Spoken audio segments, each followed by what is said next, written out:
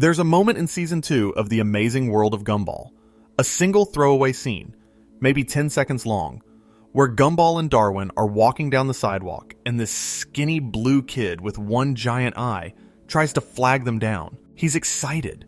He calls out to them, and they just don't know who he is. They can't remember his name. And he gets so frustrated and hurt by it that he blocks their path and makes a whole thing out of it. And then Darwin kicks him down a manhole, and they move on with their day like nothing happened. That kid is Rob. And that scene, that tiny nothing scene from the pony, is the beginning of one of the most quietly devastating character arcs in the history of Western animation. I think about that scene a lot, more than I probably should.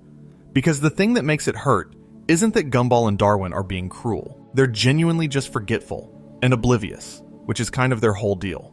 The thing that makes it hurt is that Rob isn't wrong. He should be remembered. He goes to the same school as them.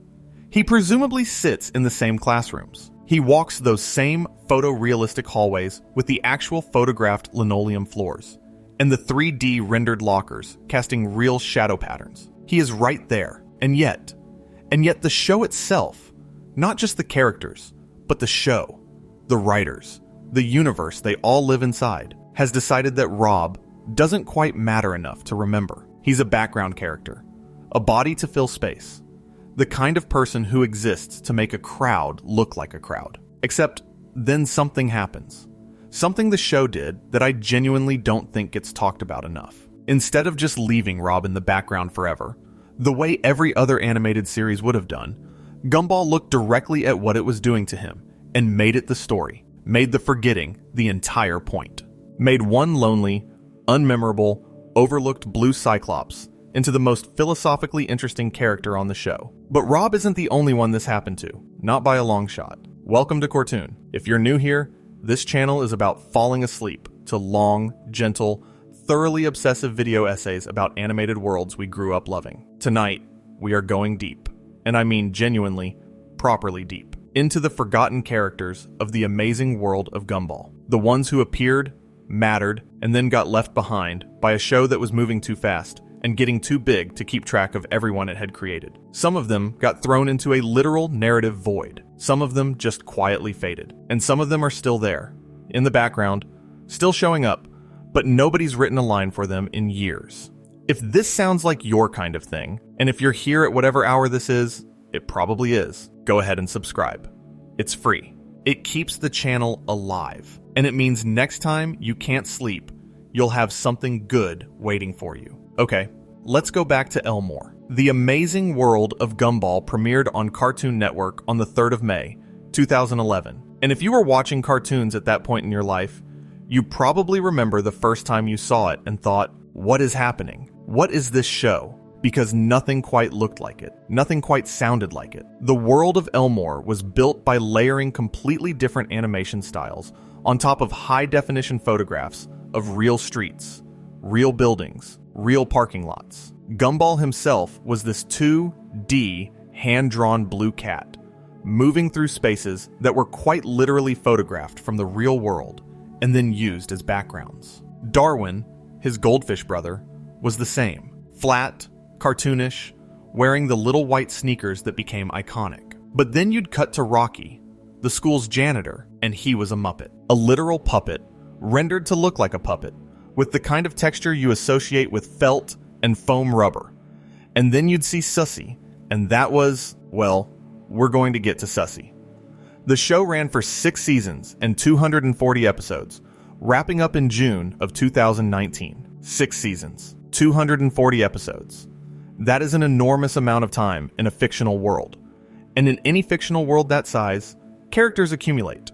They appear for one episode, establish themselves, leave an impression, and then the show moves on because it has to.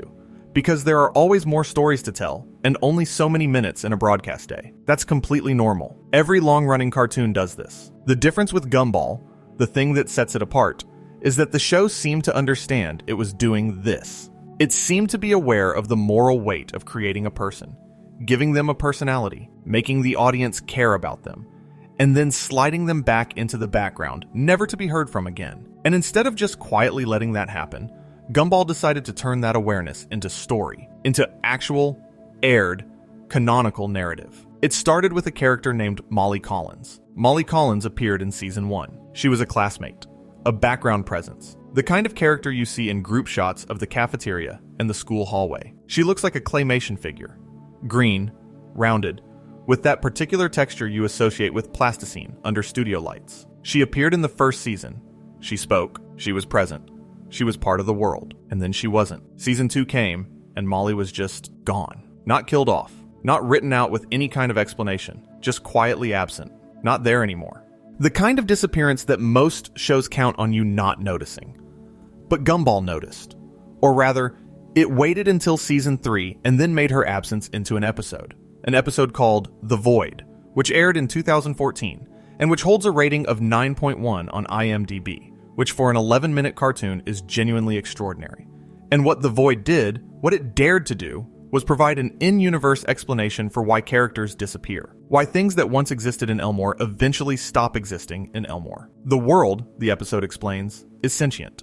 Or at least, it behaves like something sentient. It makes decisions. And one of those decisions is to eliminate its own mistakes. To erase the things it tried and didn't like. To pull them into something called the Void. A secret limbo-like dimension sitting just outside the edges of reality, where everything the world has decided not to keep is stored, discarded, forgotten, and Molly had been sent there.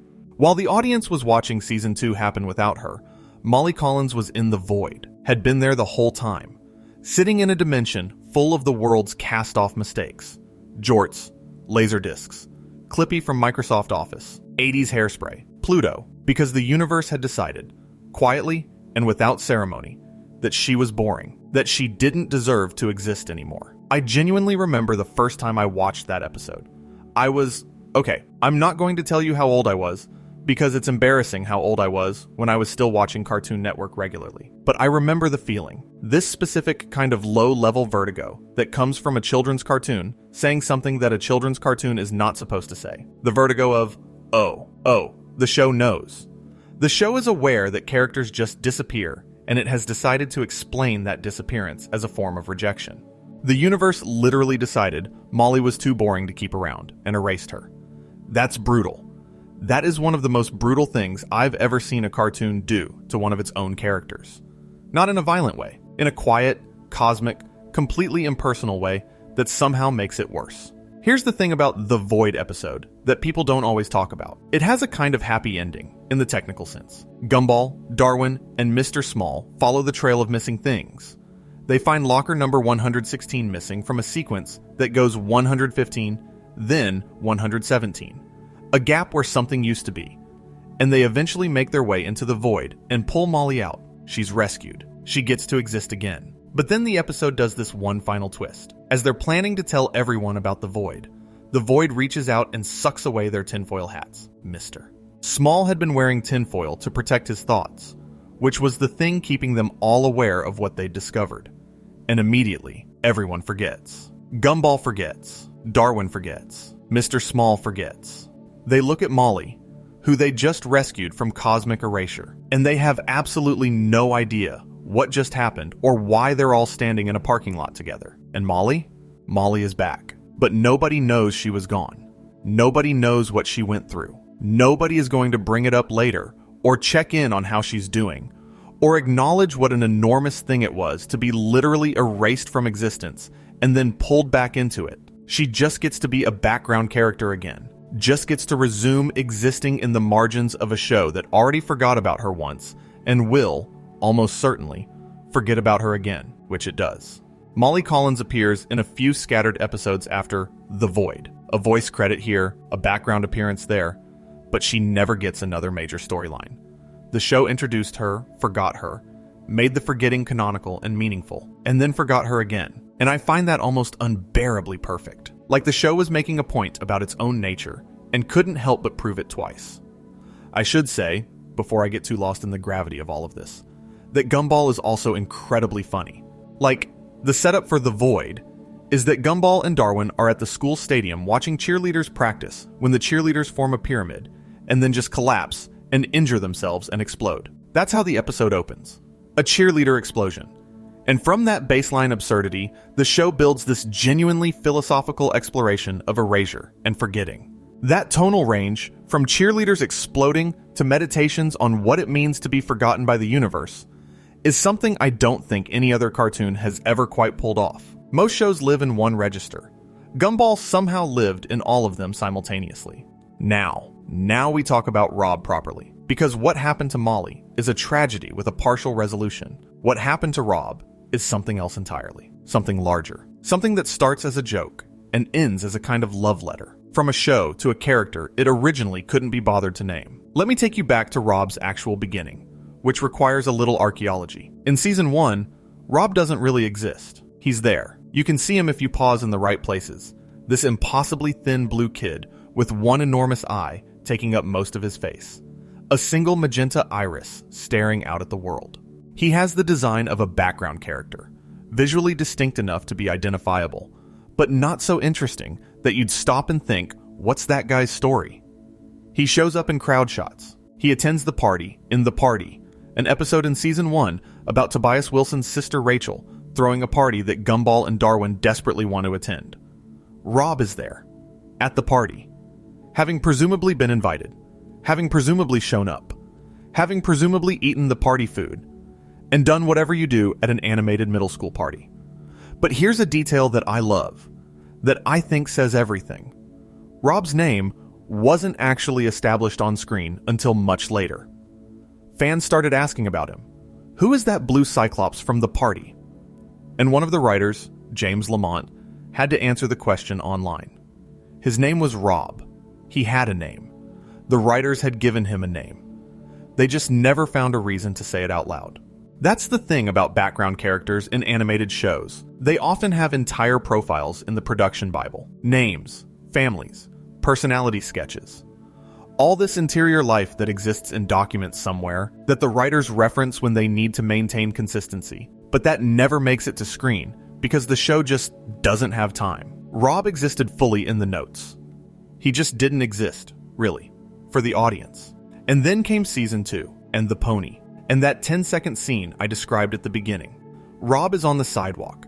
He's excited to see Gumball and Darwin. He waves. They don't know who he is. He tries to tell them his name. They still don't know. He's indignant. Darwin kicks him down a manhole. The DVD they're chasing falls into his hands in the sewer. And when they ask for it back, he throws it away because they forgot his name again. It's a gag. A quick throwaway gag. Rob is obstacle. Rob is momentary inconvenience. Rob is the kind of character who appears for 30 seconds to create a comedic complication and then gets forgotten. Except the show remembered. Because what happened to Rob in the background of all those episodes, what was happening to him while we were watching Gumball have adventures, was that the universe was evaluating him, running its cold, impersonal calculations, and deciding. In Season 3, Episode 12, The Void, the same episode where Gumball and Darwin go to rescue Molly, there's a blink and you'll miss it cameo. In the depths of the void, among the jorts and the laser discs and the Microsoft Clippy and all the other things the world has decided not to keep, there is Rob, standing next to a prototype of the old Watterson house, an actual discarded design from the show's production that ended up in the void, just standing there, existing in the space where forgotten things go. Gumball and Darwin walk right past him, looking for Molly, and they don't notice him. They don't recognize him. The boy they'd already failed to recognize on the sidewalk. The boy they'd already sent down a manhole. The boy who'd been the universe's first confirmed case of deliberate human erasure since the show began. He is standing right there in front of them, and they walk past without seeing him. I want you to really sit with that for a moment, because it's doing something unusual for a children's cartoon.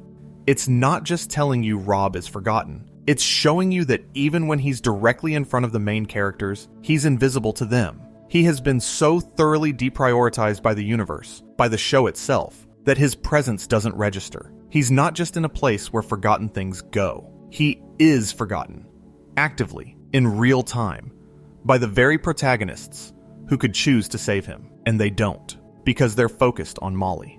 Molly, who had also been forgotten, but apparently not quite as completely as Rob. Gumball and Darwin pull Molly out and leave Rob behind, and that's the Season 3 ending for Rob.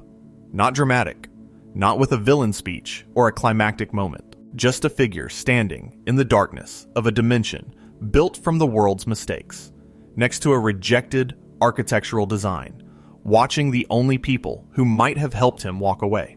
The next time we see Rob in any significant way is The Nobody, Season 3, Episode 36. And by this point, he has escaped from the Void, or been improperly ejected, which is more accurate. Because the Void, when it spits you back out, doesn't do it cleanly. Rob's body comes back glitched and disfigured, like a digital file that got corrupted mid-transfer. His formerly simple, clean design is now fragmented. Parts of him seem to be rendering incorrectly. There are visual artifacts around him, like the universe's system is having trouble loading his data properly because it was never fully sure he was worth the memory in the first place. And he's amnesiac. He doesn't know who he is. He doesn't know what happened to him. He doesn't know his own name. He's been living in the Wattersons' house, hiding in the ventilation system, eating their food, existing in this in-between space where he's technically back in the world, but not quite fully of it. Gumball and Darwin discover him and try to help, in that well-meaning, slightly chaotic Gumball and Darwin way. They try to figure out who he is. They go through possibilities. They introduce ideas about identity and purpose. And then comes the moment that I think is the pivot point, not just for Rob's character, but for the entire thematic spine of the show's later seasons. Gumball and Darwin suggest that maybe Rob could be a villain. That being a villain would give him a role, a purpose, a part to play. And something clicks. Rob remembers. The amnesia lifts, and he recalls who he is. The kid they forgot. The kid who was kicked down a manhole. The kid left behind in the void. And he swears revenge. He declares himself their nemesis. He tells them that he now has a part to play in the world. I mean, that sentence. I now have a part to play in the world. Coming from a character who literally didn't have a part. Who existed as a background extra. Who was so devoid of narrative function that the universe itself deemed him a mistake and erased him. The only identity he can construct from the wreckage of being forgotten is villainy. The only way he can guarantee that the main characters will notice him, will remember him, will be forced to include him in their story, is to become their enemy. That's not a Saturday morning cartoon villain origin. That's something from a much darker, more literary place. That's a character becoming the antagonist, because antagonism is the only role that guarantees you won't be written out again. Now, I should mention something about Gumball's production history here that I think adds another layer to all of this. Because The Amazing World of Gumball didn't start as a show about a cheerful cat family going on adventures. It started, in the mind of creator Ben Bocquelet, as a show about rejected characters. Literally. Bocquelet, who is French-born and was working at Cartoon Network's European development studio, had spent years drawing characters for various commercial pitches, designing mascots, creating animated figures for advertising campaigns that ultimately didn't get made. He had a whole portfolio of rejected character designs sitting around. And when Cartoon Network said their employees could pitch their own show ideas, Bocquelet thought, what if I just put all these rejects in one place? What if the show was explicitly, deliberately, about characters that didn't make the cut? His original pitch was for a show about rejected cartoon characters attending a remedial school. A school specifically for characters that were too weird, too niche, too unmemorable to carry their own projects. And Cartoon Network said, that's too sad. Don't make it so explicitly about rejection. Make it more cheerful. Make it a family sitcom. So Bocquelet reworked it. He kept the characters, or versions of them, and built a family structure around them. And The Amazing World of Gumball was born. A show built on the bones of rejected things, populated by characters that originally weren't good enough for anything else, pretending to be a normal cartoon about a normal family in a normal town. But that origin never fully left the show's DNA. And I think that's why The Void feels so right, so perfectly calibrated to this specific world. Because The Void is what the original pitch was. A place for things that didn't make the cut. A dumping ground for the world's mistakes. And by building that concept into the show's mythology, Bocquelet was essentially letting the show acknowledge what it had always secretly been. A story about rejects. About the things that didn't fit anywhere else. And what happens to them. Let me tell you about the episode, The Nemesis, because it is one of my favorite things this show ever did with Rob.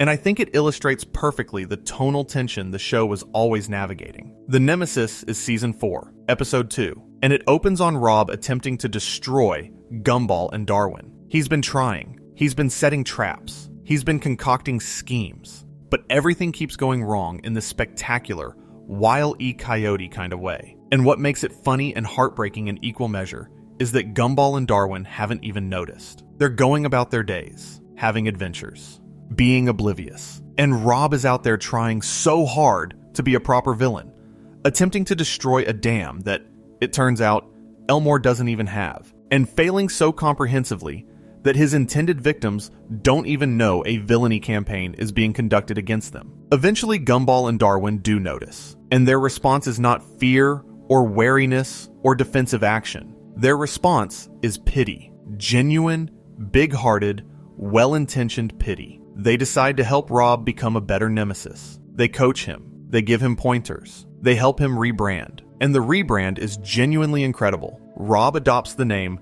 Dr. Wrecker with the catchphrase, "You just got wrecked." And they're doing all of this because they feel bad for him. Because even as his declared enemies, they can't quite take him seriously. They can't quite fully see him. The episode ends with Rob finally catching them in one of his traps, leaving them hanging upside down and laughing his villain laugh. And it works. The trap works. He did it. But only because Gumball and Darwin let themselves get caught. Because they wanted him to have a win. I love that episode so much. Because it manages to be genuinely funny. The incompetent villain being coached by his own targets is a great bit, while also being genuinely sad in a way that sneaks up on you. Rob isn't just bad at being a villain. Rob is lonely. Rob wants to be seen by these two kids who repeatedly, reflexively, structurally fail to see him. And the only interaction he can manufacture is one where they're forced to pay attention because he's actively trying to hurt them. The violence he's planning isn't really about revenge.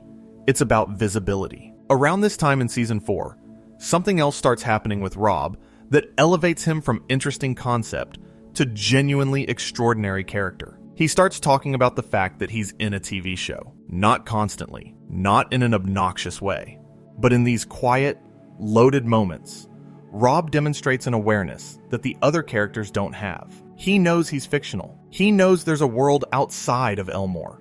A real world. A world of cameras, and writers, and broadcast schedules. And that his existence is contingent on decisions made in that world. He knows that the reason he was sent to the void wasn't some mystical cosmic judgment. It was that nobody wrote stories for him. Nobody gave him a role. Nobody decided he mattered enough to keep. And this meta-awareness doesn't make him feel powerful or special. It makes him feel existentially horrified. He's the only one who knows, and the knowledge doesn't liberate him. It haunts him. He carries the weight of knowing he's a character in a story that might have chosen to end him at any moment, and might still. Think about what that means from a writing perspective.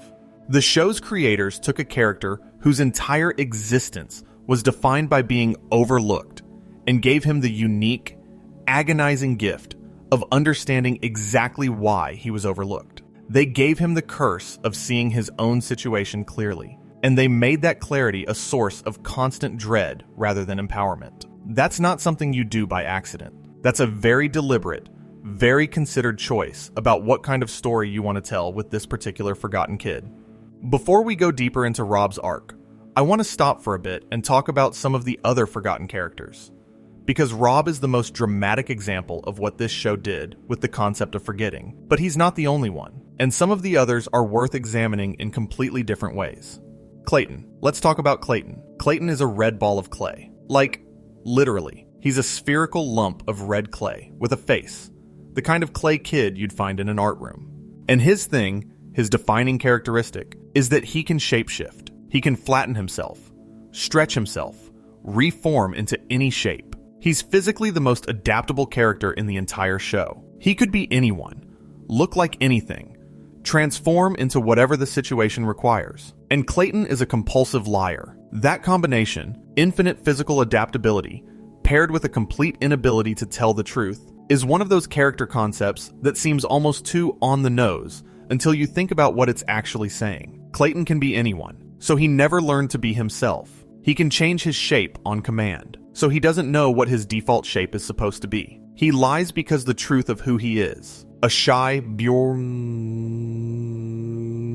boring, socially awkward kid who changes his physical form to try to fit in with different groups, is something he's convinced no one wants to know. The skull in Season 2 is one of his bigger moments. He's lying to Miss Simeon about who destroyed the locker room. The move gives him more depth, an episode where Gumball and Darwin try to help him stop lying, and where Clayton reveals that he finds himself inherently boring, that lying is the only way he knows how to be interesting to other people, that the elaborate stories he tells about himself are compensating for what he perceives as a fundamental deficiency in his actual personality. And then, Season 6, The Anybody, where Clayton shapeshifts into Gumball to take his detention for him, and then starts framing other students for misdemeanors while wearing Gumball's face.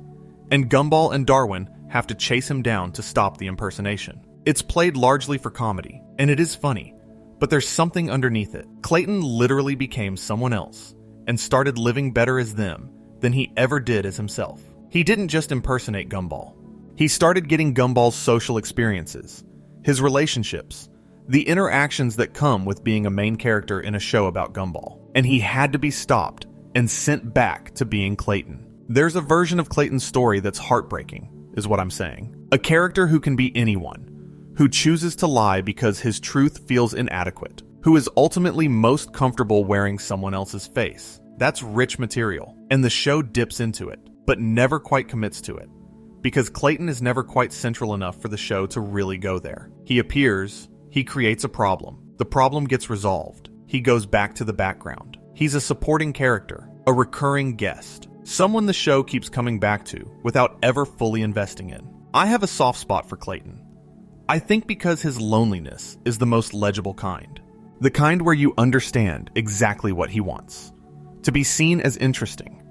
To have friends who like him for real. To not have to perform or transform or construct elaborate false versions of himself just to justify taking up space. And you can see how far he is from getting it through the methods he's using. His strategy for connection is the thing preventing connection. Every lie pushes him further from the authenticity that would actually make people want to be around him. But the show never gives him an episode that truly resolves that. He just keeps lying and shapeshifting and occasionally causing mild chaos, and then drifting back to wherever background characters go between appearances. I want to talk about the extras for a moment, because I think it's one of the most formally interesting episodes the show ever made, and it's almost entirely about the characters this essay is about. The Extras is Season 3, Episode 8, and the conceit is simple. It's a slow day. Gumball and Darwin are having a perfectly boring afternoon, and they say as much. They sit in the cafeteria and observe that nothing interesting is happening, and then the background characters revolt. A green bear stands up and starts singing, and then more background characters join in. A whole cafeteria full of unnamed background, barely seen characters launching into a musical number called Just Notice Us. They're annoyed. They're tired of being extras. They want the main characters to see them. And after the musical number scares Gumball and Darwin away, the background characters get their own episode, their own vignettes, their own storylines, their own jokes. And for 11 minutes, the background is the foreground, and the main characters are the ones lurking at the edges. It's a structural inversion of how animated shows normally work, and it's done with real affection. The vignettes are charming and weird and specific, giving these background characters small moments of genuine personality. One character is fully aware he's an extra in a TV show and acknowledges that he doesn't even have a name. He just exists to fill space. He's made his peace with it. Or he presents as having made his peace with it, which isn't quite the same thing.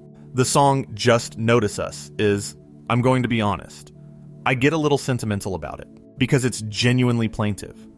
It's a bunch of characters asking the protagonists to see them, asking to be acknowledged, asking for the basic recognition that they exist and have inner lives and deserve a moment in the light. And then the episode ends and they go back to being extras. Because the show is called The Amazing World of Gumball, not The Amazing World of various background characters. And there are only so many ways the structure can bend before it breaks. But the fact that the show made that episode at all, the fact that it gave those characters a song, gave them a voice, gave them 11 minutes of their own story, that says something about how the people making this show thought about the characters they were creating. They weren't just bodies to fill space. They were people, small people, People with limited screen time and undefined narrative purposes, and names that sometimes never got spoken on air, but people. Now, I said we'd talk about Sussy, and I've been putting it off because Sussy is genuinely difficult to explain to someone who hasn't seen her. But let me try. Sussy is a classmate of Gumball's at Elmore Junior High. She is, and I want to be precise here, a chin. She's filmed by having a real human being, specifically a woman named Aurélie Charbonnier, lie down against a green screen with her head upside down so that her chin faces up. Then Aurélie's body is covered by Sussy's clothing and character design. So what you see on screen is an actual human chin with googly eyes attached to it, performing as a cartoon character. And Aurélie Charbonnier is Ben Bocquelet's wife, which adds a whole additional dimension of what is this show to the already considerable pile of what is this show that accumulates when you examine it closely. The voice of Sussy, up until Season 5's The Weirdo, was provided by a British comedian named Fergus Craig, and Ben Bocquelet himself provides Sussy's various wails, screams, and laughs. So Sussy is, at any given moment, a combination of Aurélie Charbonnier's actual chin, Fergus Craig's voice, and Ben Bocquelet's emotional vocal expressions. Sussy is a family project. Sussy is art. What Sussy is, in terms of the show's mythology, is something the show is deliberately unclear about. She exists on the absolute margins. She is the character in Gumball's world who most fully embodies the concept of too weird to categorize. She gives people mayonnaise. She distributes homemade gifts that are deeply unsettling. She makes sounds that don't correspond to language. She seems to operate on a completely different frequency from every other character in Elmore. And in The Weirdo, Season 5, Episode 29, Sussy's first and only major spotlight episode, Gumball and Darwin decide to fix her, to normalize her, to make her less weird so that people will stop bullying her and she can have a better social life. They observe her behavior. They try different approaches. They go through various makeover attempts. And then Sussy hands them each a pair of her googly eyes and asks them to put them on and see through her lens. And when they do, when they put on Sussy's eyes, the entire episode shifts. The animation style changes completely, becoming this crayon drawing, constantly shifting, chaotic, colorful explosion of pure sensation. Because that's how Sussy sees the world, not through the eyes of someone who doesn't understand social norms. Through the eyes of someone who experiences existence so fully and with such unfiltered joy that the conventional rules of how to behave in public seem completely irrelevant compared to the overwhelming, beautiful chaos of just being alive. By the end of The Weirdo, Gumball and Darwin aren't trying to fix Sussy. They're trying to keep up with her. They're trying to match her energy, her openness, her complete absence of the self-consciousness that makes most people dull. They fly. Metaphorically or literally, the animation makes it ambiguous. Through Elmore singing about being free from judgment. And for a moment, a single gorgeous animated moment, the show seems to be saying that Sussy isn't the one who needs to change. But then The Weirdo ends. And Sussy goes back to the background. She gets no more spotlight episodes. She shows up in the background, a chin with googly eyes, being strange in corners of scenes that aren't about her. She had one episode where the show really, genuinely tried to understand what she was, and then the show moved on. There is something poetic about that, something almost intentional. The show gave Sussy one perfect episode, one episode that found the genuine beauty in her difference, and then demonstrated, by continuing without her, that the world isn't really set up to accommodate the Sussys, even when you understand them, even when you see them clearly for a moment. Life continues at its regular pace, and the margins remain the margins. I find Sussy genuinely moving, which I recognize is a strange thing to say about a woman's upside-down chin with googly eyes attached to it. But here we are. Let me take a step back for a second and think about what all of these characters have in common, because I think there's a through line that the show was maybe consciously building and maybe just stumbled into through the process of making 240 episodes of television.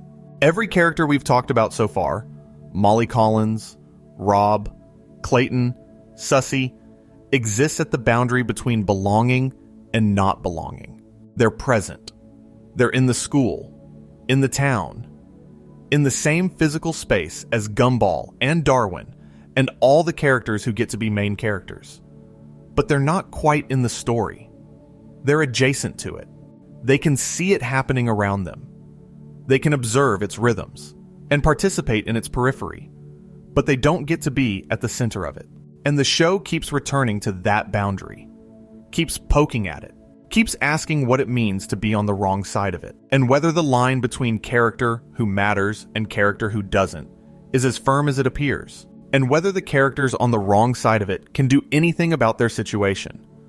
I think that's why the fandom for this show, particularly the online fandom, became so intensely attached to Rob. Because Rob is the one character who refuses to accept his place on the wrong side of the line. He doesn't drift. He doesn't quietly fade. He doesn't sing one song about wanting to be noticed and then go back to being invisible. He becomes the villain. He tears himself out of the background by making himself impossible to ignore. He manufactures his own significance through conflict, and he's the most interesting character in the show's later seasons because of it, which is deeply ironic. The character who was literally too boring and unmemorable to warrant narrative attention, who was erased by the universe for lacking sufficient purpose, became, through the act of refusing to be erased, one of the most richly written characters in Gumball's entire run. His significance came from his insignificance. His story came from the absence of story.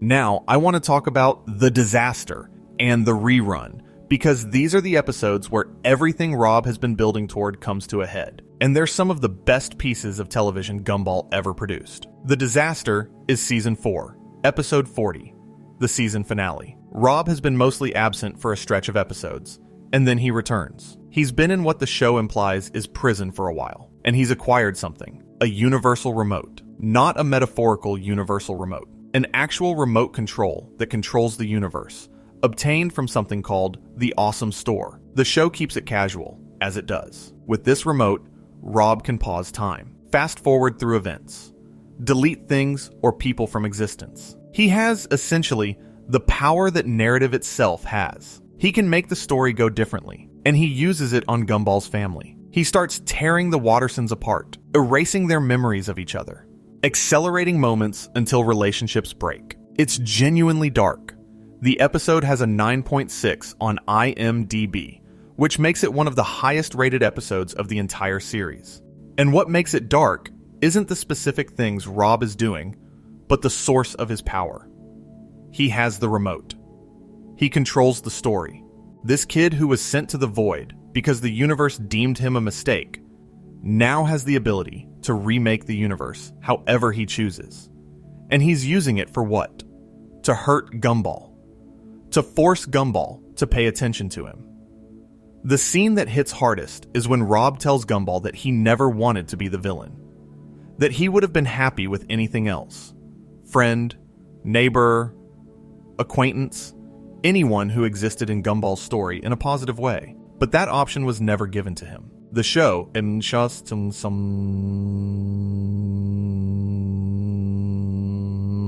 actual show, not just Gumball the character, decided he was a background extra, and he never got to choose something different. He's not hurting Gumball because he hates Gumball. He's hurting Gumball because hurting Gumball is the only role he was ever given. In The Rerun, Season 5, Episode 1, continuing directly from The Disaster, Gumball eventually gets the remote and sends Rob into the void, and then immediately feels terrible about it, because he understands now. He understands what he's done to Rob, what the show has done to Rob, what it means to condemn someone to the place where forgotten things go. So he goes into the void to get Rob out. Rob's response, when Gumball comes to rescue him, is to tell him to leave, to let him be forgotten again. He says it with a kind of resigned dignity that I find extraordinary for a villain in what is technically a children's cartoon. He's had enough of trying. He's done being Gumball's nemesis, done being anyone's anything. He'd rather exist in the void than keep fighting to be part of a story that never fully wanted him. But then, he saves everyone anyway. He uses the last of the remote's power to undo the damage, to restore the Wattersons, to put things back as they were. He does it knowing that by fixing everything, he's erasing the moment where he and Gumball finally understood each other. He's choosing Gumball's happiness over his own place in the story, and he has Gumball forget that it happened, because he'd rather be the villain, rather have a defined, consistent role, however dark, than have Gumball's complicated pity. That's a character. That is a full, three-dimensional, heartbreaking character, built from a background extra who couldn't get the main characters to remember his name. I want to pause and say something genuinely personal here, which I find myself doing every time I make a Gumball video. I grew up watching this show during a period of my life where I felt pretty consistently like a background character, like I was present in situations but not quite central to them, like I was in the room but not really part of what was happening in the room. And I don't think that feeling is uncommon. I think most people have felt it at some point, maybe many points, maybe for extended stretches of their lives. And there's something about the way Gumball handles its forgotten characters that speaks to that feeling with unusual directness. It doesn't sentimentalize it. It doesn't offer easy reassurance that every person matters and everyone has their special role. It says some people do get forgotten. The universe, social, narrative, otherwise, does make decisions about whose story gets told and whose doesn't. And those decisions are often arbitrary and sometimes cruel and almost never acknowledged by the people making them. But then it also does something with that acknowledgement that most things don't. It makes the forgotten characters the most interesting ones. It gives them the stories with the most philosophical weight. It finds, in the very act of forgetting them, the thing that makes them impossible to forget. Rob, Molly, Clayton, Sussy, none of them have uncomplicated happy endings. But they have something. They have episodes. They have moments where the camera turned toward them and stayed long enough to understand something true about them. And in a show about a world that erases its mistakes, that turns the camera your way, even once, seems like a small miracle. Now here's something that I think gets under-discussed in conversations about the show's mythology, which is, what is the void actually doing? Not mechanically. We know mechanically it takes things that are deemed mistakes and stores them in a limbo dimension. But philosophically, what is the show saying about forgetting when it gives forgetting a physical location? Because most of us think of forgetting as a purely passive process. Something that happens to memories, to ideas, to people who drift out of our lives. We forget them. There's no active agent involved. They don't go anywhere. They just stop being present in our experience, which is not quite the same as them stopping existing. But the void makes forgetting active. It makes it a choice. Not a choice anyone makes consciously, but a choice the universe makes as a kind of quality control. Things that aren't good enough get removed. Things that are deemed mistakes get erased. The forgetting isn't just the absence of remembering. It's a verdict, a judgment. The world deciding you don't meet its standards. And there's something in that idea that cuts very close to how it actually feels to be forgotten by people or institutions or social circles. It doesn't feel passive from the inside. It feels like a verdict. Like someone, maybe everyone, decided you didn't quite make the cut. That your particular quality of presence wasn't interesting enough, or valuable enough, or entertaining enough to maintain. That you're a mistake in the social environment you were trying to exist in. The void gives that feeling a name and a shape. And by giving it a name and a shape, the show makes it possible to argue with, to fight against, because you can't fight a passive process. You can't defeat the slow drift of being forgotten, but you can fight a place. You can escape from a location, and you can, as Rob does, refuse to stay erased. The show is also, I think, doing something interesting with the things that end up in the void, alongside Molly and Rob. Jorts, laser discs, Clippy, mullets, the crazy frog. These are things that were, at one point, culturally present, and then became culturally embarrassing. Things the cultural memory wants to forget. Things that got pulled into the cultural void because we decided, as a society, that they were mistakes.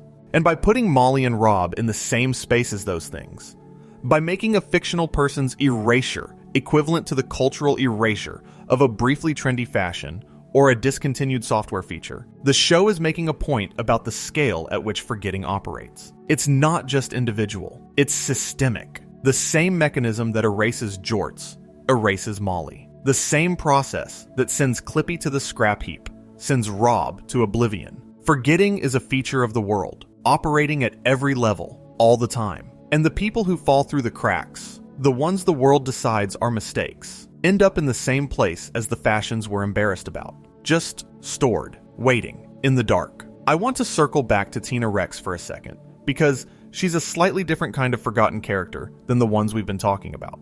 Tina is a Tyrannosaurus Rex, like an actual Tyrannosaurus.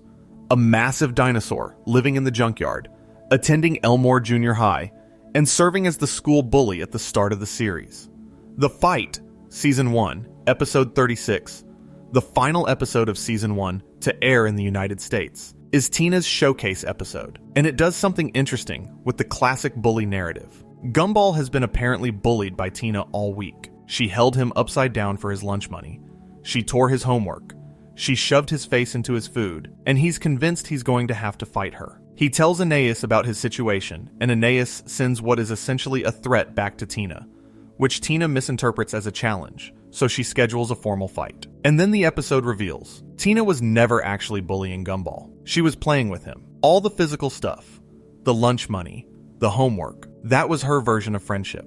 She's a Tyrannosaurus Rex, and her scale of physical interaction is somewhat different from a cartoon cat's. She just wanted to hang out. She thought they were friends. And Gumball's terror of her was a miscommunication from the very beginning. That's a lovely subversion of the bully episode format. And Tina is genuinely sympathetic in it.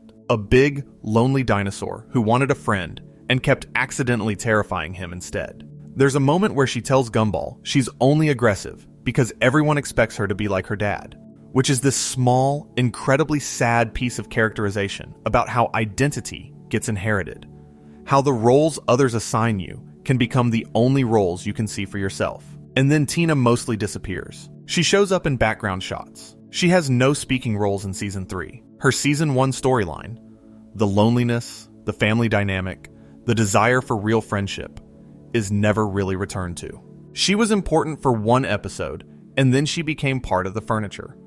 I'm not suggesting Gumball dropped the ball with Tina exactly. You can't fully develop every character across 240 episodes. Something always has to give. But it's interesting to notice who gets the follow-up episodes and who doesn't. Rob gets the Nobody, and the Nemesis, and the Disaster, and the Rerun, and a whole ongoing arc. Tina gets one episode where she's revealed to be misunderstood, and then returns to being set dressing. Maybe the difference is that Rob made himself impossible to ignore. He manufactured his own centrality through conflict. Tina, when her bully facade was revealed to be loneliness, just went back to being lonely. She didn't turn her marginalization into a story that demanded the show pay attention to her. She accepted her position, and shows, like social groups, tend to spend time with the characters who demand attention. Let me tell you about The Void one more time, specifically about one visual detail that I think is perfect and that I don't want to skip over. When Gumball, Darwin, and Mr. Small enter the Void, the visual language changes. Up until that point in the episode, you've had the show's usual aesthetic, the photographs, and the 2D characters, and the 3D rendered environments, and all the layered animation techniques that make Gumball look so distinctive. But the Void is different. The Void is rendered in this slightly dimmer, slightly more compressed way. The colors are less saturated. The edges of things are less defined. It's like watching the show through a veil. And inside the Void, among all the discarded cultural artifacts, the jorts floating in space, the laser discs spinning slowly, Pluto looking sad because even Pluto's accurate planetary form was deemed a mistake when it was reclassified in 2006. There are actual rejected production designs from the show itself. Real concept art that didn't make it into the final version of Gumball. Prototypes of the Watterson house that were considered and discarded. Character designs that were sketched and then set aside. By putting real production rejects in the Void alongside fictional forgotten characters, the episode is collapsing the boundary between the show's creative process and its narrative content. The Void isn't just a place within the story. It's also a place where the show acknowledges its own process of selection and rejection. The stuff that didn't make it into the show ends up in the same narrative space as the characters who don't quite make it into the show's central story. The show's own mistakes and the show's own forgotten characters are being held in the same location. That's an incredibly sophisticated piece of storytelling for what is, technically, a cartoon about a blue cat. And it deepens the Void from a plot device into something genuinely thematic. The Void is where things go when they're not good enough. And not good enough applies to character designs and cultural fads and real people and fictional people alike. The mechanism of forgetting doesn't distinguish between types of things. If you're not needed, if you don't fit, if you don't serve a function, you go to the same place. And that place exists. I want to talk about the series finale, The Inquisition, because Rob's ending, if we can call it an ending, is genuinely unusual, and I think it matters to this conversation. The Inquisition is Season 6, Episode 44, the 240th and final episode, and it opens with a new character, Superintendent Evil, who is implementing a policy at Elmore Junior High that will normalize all the students. Make them look like ordinary, consistent, realistic human beings. Eliminate the mixed media weirdness. Eliminate the variety of art styles. Make everything uniform. And about halfway through the episode, the gang unmasks Superintendent Evil and discovers it's Rob. Rob's final plan, his most ambitious scheme, the one he's apparently been working toward, is to save the main cast by making them human, by giving them a consistent, realistic art style that will allow them to escape into what he calls the other place, which the episode implies is reality, the real world, the world outside the story, because Rob knows what's coming. He's seen the paintings of Banana Barbara, a character who seems to have prophetic abilities channeled through her abstract art, and those paintings have shown him that the universe, the void, is going to consume everything, that Elmore is ending, that the show's world is collapsing into itself. And his last desperate act is to try to protect the characters he's spent the entire series antagonizing, to turn them into something that might survive the ending. It doesn't work. The floor disappears. Rob falls into the void.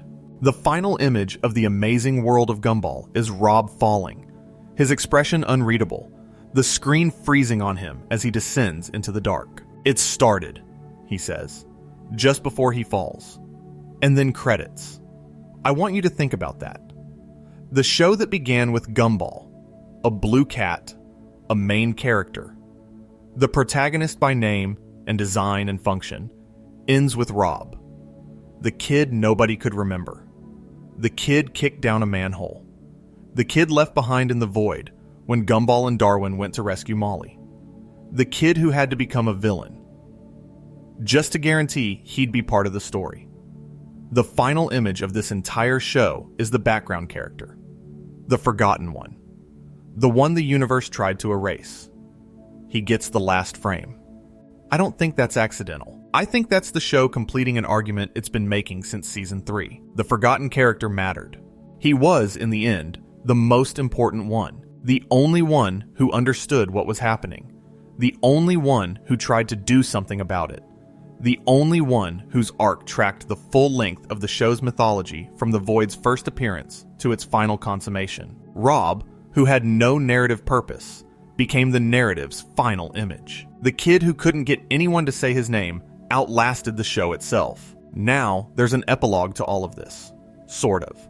Which is that Gumball didn't quite end with the Inquisition, even though the Inquisition was the last episode. Because there's now a new series, The Wonderfully Weird World of Gumball, which picks up where the original show left off, and is apparently going to address the cliffhanger, the void.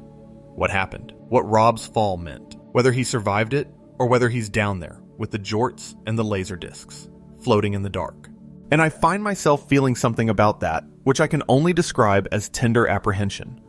Because part of me wants to know what happened to Rob, wants the show to follow through on the promise implicit in making him its final image, wants him to matter in this new version of the story the way he eventually mattered in the original. But part of me, a quietly irrational part of me, worries that in the new show, Rob might become background again, might become one more discarded thing in a void of creative decisions, might be the character the new show forgets, the way every show forgets some of its characters, the way every social group and cultural moment and human life forgets some of the people who were there. Let me tell you about The X, because it is Season 5, and it's an episode where, after Gumball forgets about Rob as an adversary, Rob tries to replace Gumball with another target. He picks a kid named Fenton and tries to make Fenton his new nemesis. And the episode is basically about Rob's attempt to move on from Gumball, to find a new story to be part of, a new conflict to anchor his existence. It's framed comedically, but what it's really about is how dependent Rob has become on his role as Gumball's nemesis. He can't just be Rob. He can only be Rob in relation to Gumball. His identity has been so thoroughly constructed around the one person who forced the show to notice him that he can't figure out who he is without that person to push against. There's something there about how our identities get built through our relationships, through the conflicts and connections that force us to define ourselves. And what happens to a person whose only significant relationship is an adversarial one? What happens when even that relationship lapses because the other person stopped paying attention? Rob tries to make Fenton his nemesis. It doesn't work. Fenton is too nice, too accommodating, too willing to just be a nemesis without any drama. It turns out Rob doesn't just want an enemy. He wants someone who pushes back, someone who sees him as a real threat, someone who takes him seriously enough to be afraid of him, or angry at him, or invested in the conflict. Rob doesn't want to win. He wants to be in the game. He wants to matter to someone. And villainous Nemesis is the only version of mattering he's found so far. I should mention something about the show's production that I think is genuinely incredible, and that connects back to our theme. When Ben Bacalé pitched the original version of Gumball, the remedial school for rejected cartoon characters version, Cartoon Network said no to that framing. They said it was too sad. But here's the thing. They said yes to the characters themselves. They liked the characters. They liked the weird, mixed media collection of rejected commercial designs. So the premise changed, but the population stayed.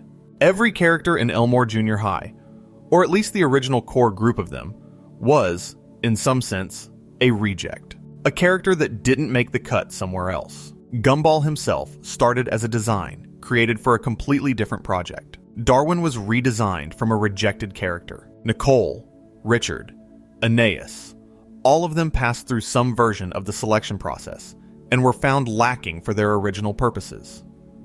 Elmore is literally a town built for the characters that didn't fit anywhere else. So when the show sends characters to the void for being mistakes, when it erases Molly for being boring, when it dumps Rob for having no narrative purpose, it's doing something recursive.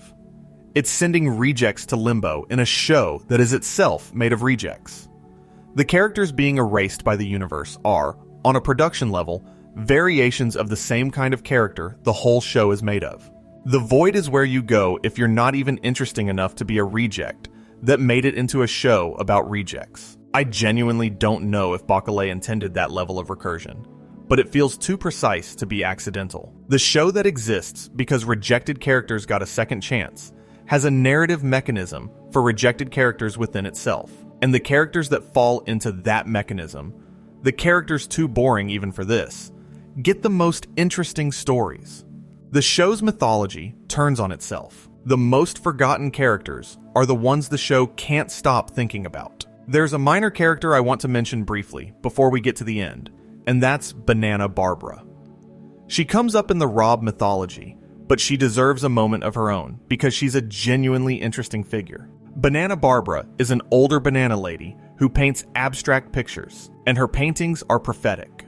She seems to know things about the void, about what's coming for Elmore, that no one else knows.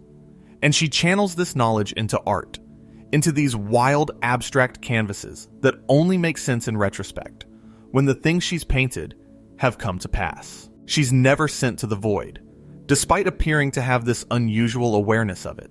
Maybe because her awareness is oblique, expressed through art rather than direct knowledge, and so the universe doesn't read her as a threat. Or maybe because prophetic painters are not the kind of mistake the universe feels a need to erase.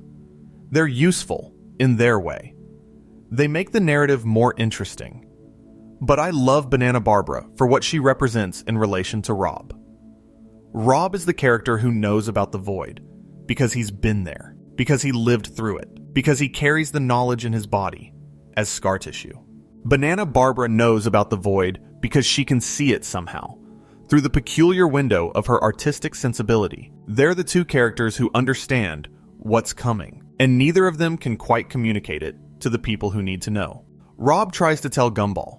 In the Disaster, he tries to make Gumball understand that their world is fictional, that there are forces operating above and beyond the story they're in. Gumball doesn't fully grasp it, and Rob, knowing this, proceeds with his plan anyway. Banana Barbara paints the pictures. The Wattersons see them, maybe, but don't understand them in time. The prophecy fulfills itself without anyone having successfully decoded it. There's something in that about the limits of communication across different kinds of understanding.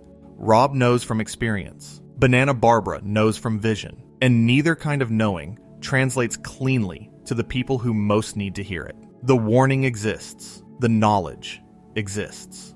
The void still comes. I want to think for a moment about what the Extras episode says.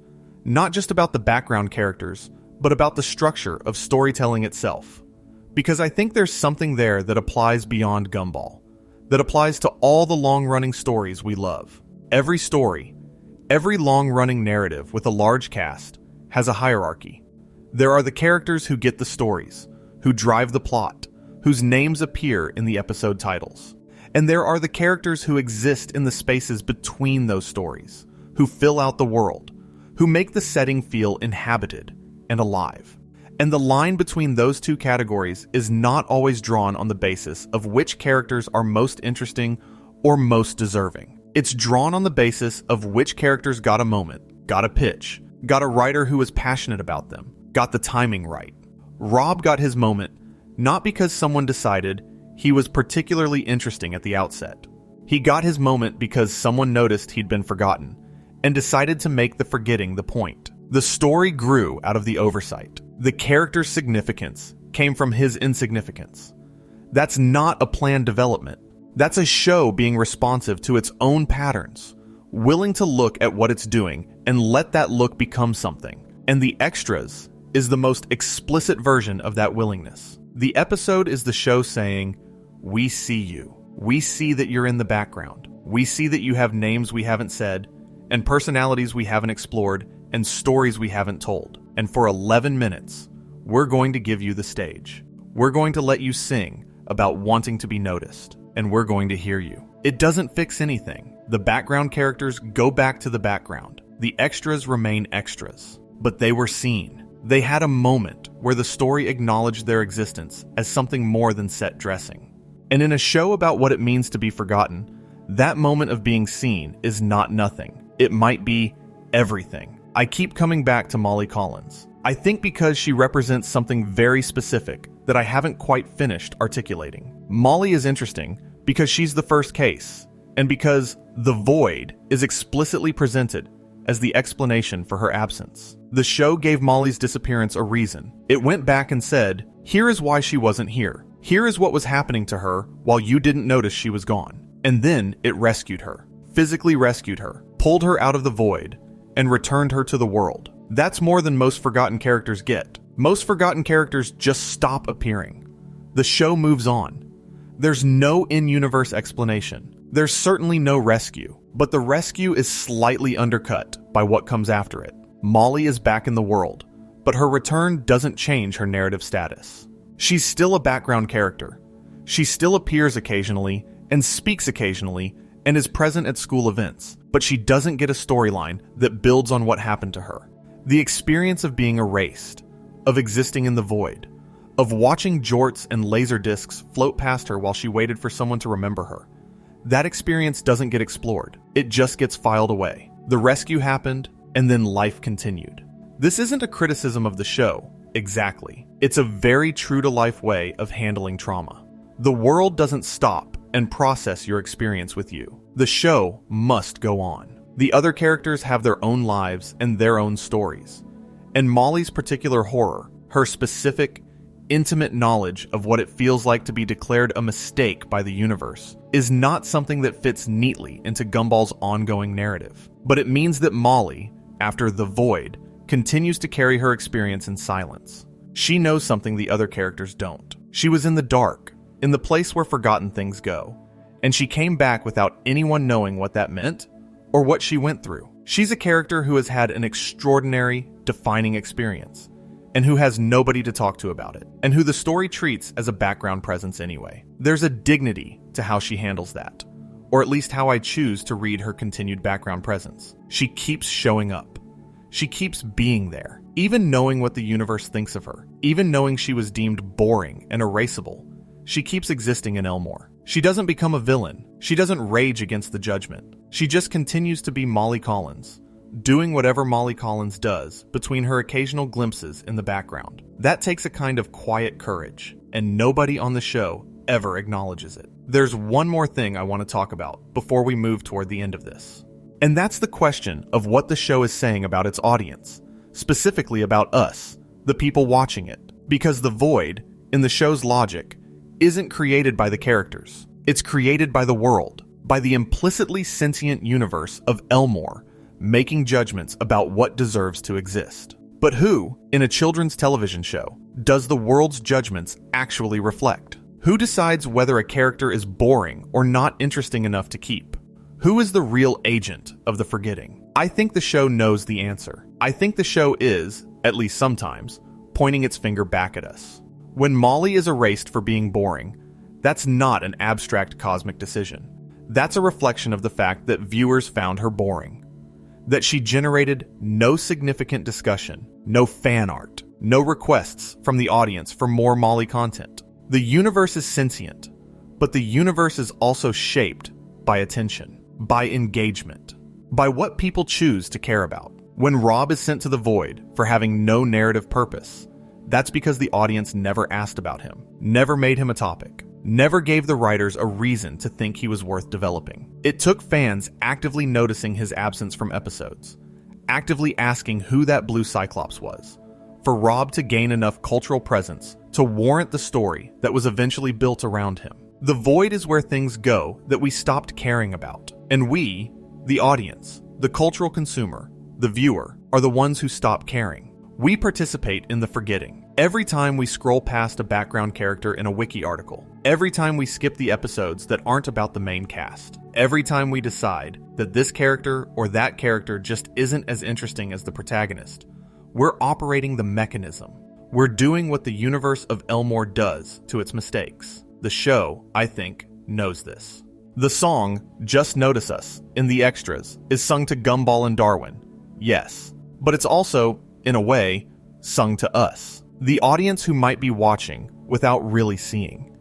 Who might be present in front of the television without registering the green bear standing in the corner of the cafeteria?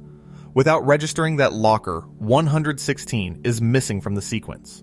Without asking where Molly went or who that blue Cyclops is? The show is asking us to notice, to pay attention, to be the kind of viewer who sees not just the main characters, but the people around them. To recognize that every background character in every scene has a name in someone's production Bible, has a design that someone spent hours getting right, has a personality sketch that never made it to air. To honor the labor of their creation, even when the show itself doesn't quite have time to. I think that's part of why making this video, why sitting down and talking for however long we've been talking about Molly Collins and Rob and Clayton and Sussy and Tina Rex and the Green Bear who doesn't even have a name, feels meaningful to me because it's a form of noticing, of refusing to let these characters be just background, of insisting against the gravity of narrative economics and production realities and the limited attention any single show can offer, that they mattered, that the brief moments they got were real, that the stories the show found in their forgetting were worth finding. Gumball is a show made from rejected things, built by a creator who took his commercial rejects and gave them a world, populated by characters that didn't quite fit elsewhere. And in the margins of that already marginal collection, it found the forgotten ones, the characters too peripheral even for a show about periphery, and made them say something true about what it feels like to be on the outside of the story, about what it costs to be the person the camera doesn't quite turn toward, about what it means to refuse that position, about what you become when you won't stay forgotten. Rob fell into the void at the end of the Inquisition. The last image of the show is him falling, and if you're watching with your eyes open, and I suspect most of you have your eyes closed right now, which is the right way to watch this, you'd see him frozen mid-fall, the credits beginning, the screen holding on him as the music starts, the forgotten character, the background extra, the kid nobody could remember the name of. He got the last frame, He got the last moment of the show that couldn't decide whether it cared about him. He fell into the dark, and the show kept the camera on him. And maybe that's the only kind of not being forgotten that's available in the end. Not the permanent, narrative, central, protagonist kind, but this kind. The kind where someone, somewhere, looks at the falling and says, "Wait, hold that. I want to see this. I want to see this." Gumball ran for 240 episodes across 6 seasons, from 2011 to 2019. And in all that time, it created hundreds of characters. Most of them faded. Most of them became wallpaper, became the texture of Elmore rather than its story. But a handful, the handful we've been talking about tonight, got more than that. They got the show's most searching questions. They got the mythology. They got the episodes with the 9.1 and the 9.6 on IMDb. They got the final frame. The show made from rejects gave its best stories to the rejects it couldn't quite include. And that feels right. That feels like exactly the right thing for this particular show to have done. Like it was honoring its own origins.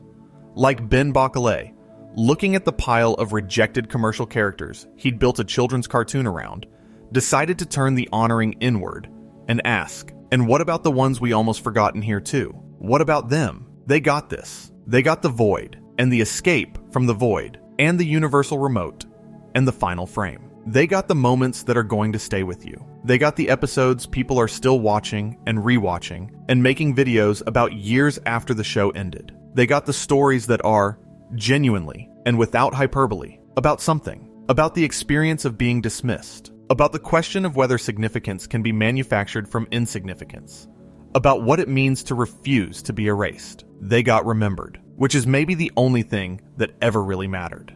I'm going to wind this down now, because it's late. It's genuinely late wherever you are, I hope. And I've been talking for a while, and you should sleep. But I want to leave you with one thing. There's a moment, right before Rob falls at the end of the Inquisition, where the camera holds on his face. And his expression is, it's not fear, exactly. It's not anger. It's not the expression of a villain meeting his defeat. It's something quieter than that. It's the expression of someone who sees something coming that they always knew was coming, who made their peace with it, who looks at the approaching dark without blinking. He says it started, 2 words, and then he falls. And if I had to put a word on what his expression is in that moment, I'd call it dignified, which is a strange word to use about a background character, a one-eyed cyclops who was kicked down a manhole and forgotten, who became a villain by default, who carried the weight of knowing he was fictional, and that his existence was contingent on decisions made in a room full of people who had almost not made him at all. But dignity seems right. He saw the whole thing clearly. He tried to change it. He saved the people he couldn't stop caring about, even when they kept forgetting him.